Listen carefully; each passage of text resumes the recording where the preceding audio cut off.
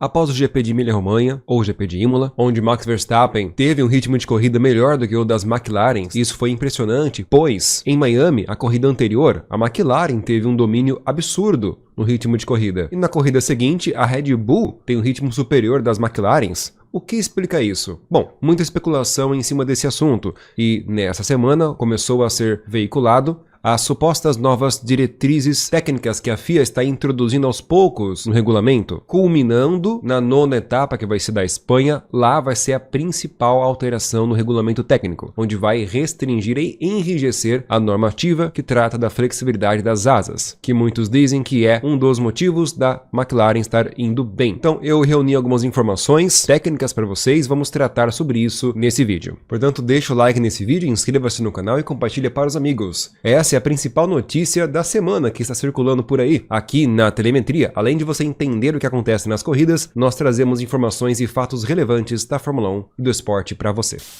Vamos começar com as declarações contundentes do chefe da Red Bull. Tanto a McLaren quanto a Red Bull levaram atualizações para o GP de Imola. A atualização da McLaren foi uma surpresa, mas a da Red Bull nem tanto, pois a Red Bull vem atualizando seu carro há várias corridas. Já a McLaren foi a primeira atualização significativa nessa temporada. O carro realmente nasceu muito bem. Então o chefe da Red Bull, Christian Horner, disse que ele ficou surpreso com a perda de performance da McLaren, pois a Red Bull conseguiu, depois de atualizações e acertos, colocar o carro numa boa janela de funcionamento e gerenciamento dos pneus durante a corrida. O Max estava indo muito bem com o equilíbrio do carro e com a confiança na estabilidade da traseira do carro, que era o ponto fraco da Red Bull. Ele retrata aqui, nesse parágrafo, que a Red Bull sempre teve mais ritmo de corrida e mais gerenciamento de pneus do que os carros da McLaren. Isso deixou ele surpreso, num tom de alfinetada. Já já eu vou retratar para vocês sobre isso. Porque na visão do Horner, não faz sentido a McLaren, que conseguiu abrir 30 segundos do Max Verstappen na corrida anterior, nesta corrida atual, ficar mais lenta.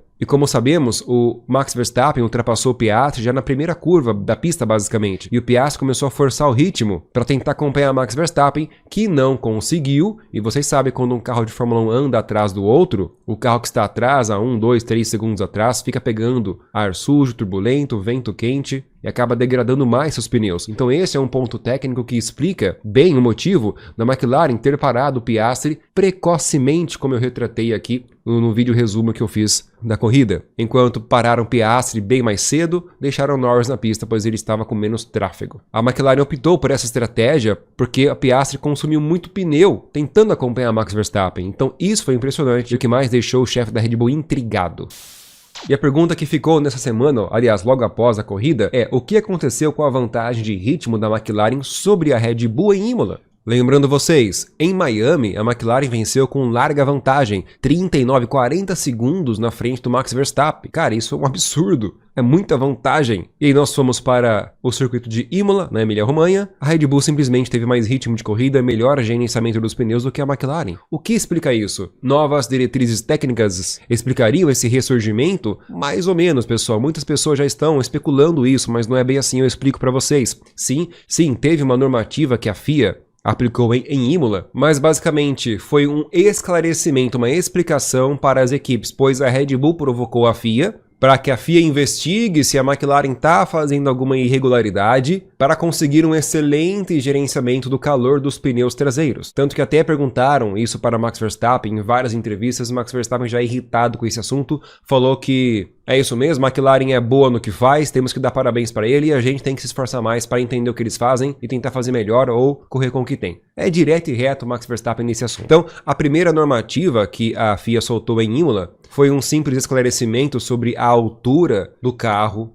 para a corrida e também uma resposta basicamente à provocação da Red Bull sobre a McLaren, questionando as regras de resfriamento dos pneus, quais materiais poderiam ser usados, etc. Mais ou menos assim, no exemplo bem grosseiro. FIA, eu posso testar, fazer uma proteção diferente aqui de fibra de carbono aqui no meu pneu para ver se eu consigo resfriar ele melhor? Na tentativa de entender a solução que a McLaren fez que está conseguindo esse excelente resultado. Então, basicamente, a Red Bull provoca a FIA pedindo uma permissão extra para testar dispositivos inusitados ali no sistema de resfriamento do pneu. Aí vai tentando várias coisas e vai que ela acerta em um. E aí ela começa a ter pistas do que a McLaren está fazendo para resfriar os pneus. E essa questão do resfriamento dos freios, pneus e rodas da McLaren serem super eficientes acabou até ofuscando a questão das asas da McLaren serem mais flexíveis que os concorrentes. Porque o gerenciamento da temperatura dos pneus é o que de fato faz os carros terem mais performance, serem mais rápidos de forma mais constante e equilibrada nas corridas. E o sistema de dutos que envolve toda a roda, cubo de roda, freio, tudo que envolve isso da McLaren atualmente é o mais eficiente. E as outras equipes estão tentando descobrir o que é. Até já acusaram a McLaren de colocar água dentro dos pneus, é umas coisas absurdas. Mas agora voltando nas normativas que foram introduzidas pela FIA em Imola, repito, é apenas um esclarecimento da altura dos carros e uma resposta a uma provocação que a própria Red Bull fez, questionando as regras do resfriamento dos freios e rodas. Porém, para as próximas corridas, outras normativas já estão prontas para serem inseridas. Em Mônaco, por exemplo, vai ter mais informações específicas sobre a composição dos materiais que podem ser usados em partes dos carros. E o que seriam essas normativas, essas informações específicas? Porque no regulamento tem áreas cinzentas que eles chamam. Pode existir uma regra, um artigo, mas daquele artigo cabem várias interpretações. E essas várias interpretações que não podem existir às vezes. Então, conforme vai se passando as etapas, a FIA vai identificando essas áreas cinzentas ou pouco explicadas e vai completando elas com informações mais específicas e técnicas. Contudo, na Espanha, que é a 9ª etapa, que é a mais crucial de todas, onde muitos esperam, já trouxe aqui várias vezes essa informação para vocês, muitos esperam que a grande vantagem da McLaren sobre as asas flexíveis vai terminar e a ordem das forças a partir da Espanha vai mudar completamente, é o que muitos dizem, e quando eu falo muitos, não é jornal, é pilotos, engenheiros e chefes de equipes esperam isso. Na Espanha que vai sair a diretiva técnica sobre asa dianteira e traseira, que vai adicionar mais rigor na flexibilidade das asas dianteiras e traseiras, incluindo testes mais rigorosos e medições mais rigorosas a partir da Espanha. Ou seja, se alguém for para a Espanha com asa flexível, meu amigo, vai ser desclassificado. E as normativas continuarão a serem acrescentadas até o GP do Canadá, entre outras corridas. Mas no GP do Canadá, por exemplo, vai ser uma outra informação mais específica sobre o assoalho e a altura em relação ao solo. Então a FIA já tem um pacotão de novas diretivas técnicas para implementar no regulamento, porém ela vai fazendo aos poucos durante as corridas. E junto com essas diretivas, informações e respostas a provocações das equipes. Então, respondendo aquela pergunta que eu fiz para vocês, a falta de ritmo ou a perda de ritmo da McLaren em Imola foi por conta das novas diretrizes que a FIA implementou? A própria McLaren disse que não, até porque eles são suspeitos se falarem que sim. Mas, de fato, nada especificamente técnico mudou na diretiva que a FIA implementou em Imola. Tanto que a McLaren disse que não precisou fazer nenhuma alteração no carro de acordo com as diretrizes técnicas enviadas pela FIA em Imola. Mas na Espanha acho que eles vão ter que fazer, hein?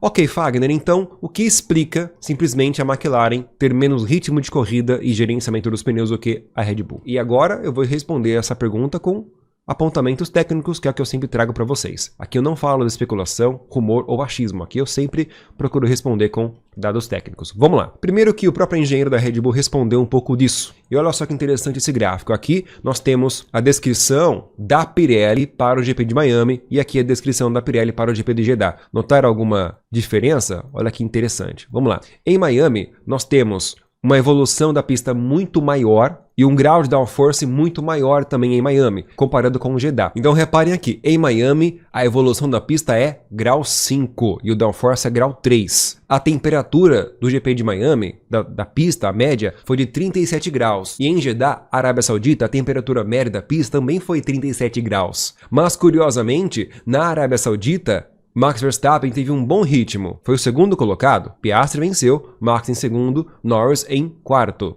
Em Miami, foi aquela humilhação da McLaren, ficando a 39 segundos do Max Verstappen, e vem Emília-Romanha. Então, se a temperatura da pista média foi basicamente a mesma nessas duas etapas, por que em Miami a McLaren humilhou e na Arábia Saudita Verstappen até conseguiu andar num ritmo semelhante ao da McLaren? Vamos lembrar do Japão, que Max Verstappen venceu? No Japão a temperatura média da pista foi de 20 graus. Ou seja, a degradação dos pneus lá, por mais ruim que seja o asfalto, foi ridícula, praticamente não existiu. Já fiz um vídeo falando sobre isso, inclusive. Então, a maior vantagem da McLaren, que é no gerenciamento de pneus, não existiu, porque não houve degradação dos pneus. Já em Miami e na Arábia Saudita, houve. Contudo, além da evolução da pista em Miami ser grau 5 e o downforce ser grau 3, que é um grau muito maior do que o da Arábia Saudita, o asfalto de Miami ele é conhecido por ser o asfalto mais abrasivo de todos do calendário, pois o calcário que foi utilizado lá no GP de Miami, no circuito de Miami, é um calcário muito peculiar da Flórida, que tem uma alta abrasividade, então o desgaste dos pneus em Miami é muito alto. E isso é uma crítica, inclusive, dos próprios pilotos. Ou seja, num circuito que judia dos pneus, a McLaren se sobressai, porque tem um excelente resfriamento e gerenciamento do desgaste do pneu. Já num circuito que tem um asfalto mais suave, com mais tecnologia, menos abrasiva, como é o de Jeddah, por exemplo, na Arábia Saudita, a vantagem do gerenciamento dos pneus da McLaren não se sobressai tanto e outras equipes conseguem até acompanhá-la. E em Imola, então? Vamos falar de Imola. A evolução da pista de Imola é grau 2, pessoal. Enquanto de Miami é grau 5, já de Imola é grau 2. A aderência do asfalto de Imola é 2 graus a menos do que de Miami. A tração também é 1 grau a menos. Ou seja, tecnicamente, de qualquer forma, a McLaren não teria tanta vantagem em ritmo de corrida como teve em Miami. Não teria tanta, mas o que surpreendeu o chefe da Red Bull foi que a McLaren teve um ritmo inferior ao do Max Verstappen. Isso que surpreendeu ele, até eles não esperavam por isso. Tudo bem que a Red Bull conseguiu acertar o carro do Max Verstappen, mas ter um ritmo superior às da McLaren, isso surpreendeu até mesmo o engenheiro da Red Bull. E também tem aquela máxima, né? Não sei se dá para considerar o Max Verstappen como régua, afinal ele é o Max Verstappen, é um piloto fora da caixa.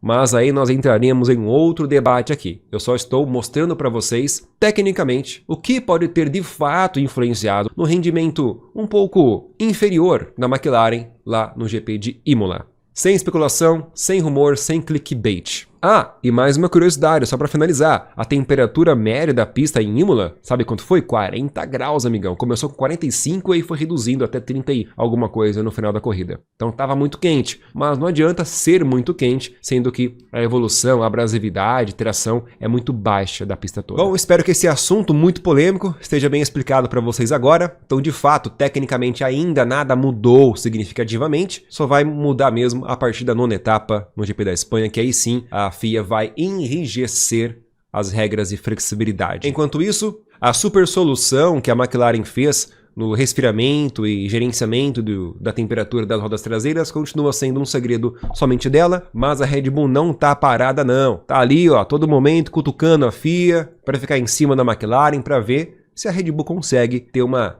palhinha do que a McLaren está fazendo para tentar replicar ou fazer algo ainda melhor. O campeonato de Fórmula 1 não se passa somente nas pistas, e sim nos bastidores, dentro dos boxes. E, pessoal, tanta coisa que essa galera faz loucamente nos bastidores para tentar ter vantagem técnica sobre outras equipes que muitos de vocês não fazem nem ideia. Maravilha? Então não esquece, deixa o like no vídeo, inscreva-se no canal, compartilha para os amigos, enquanto eu estou terminando aqui a edição do vídeo do Bortoleto e acho que até sexta-feira já posto para vocês. Um abraço, até mais!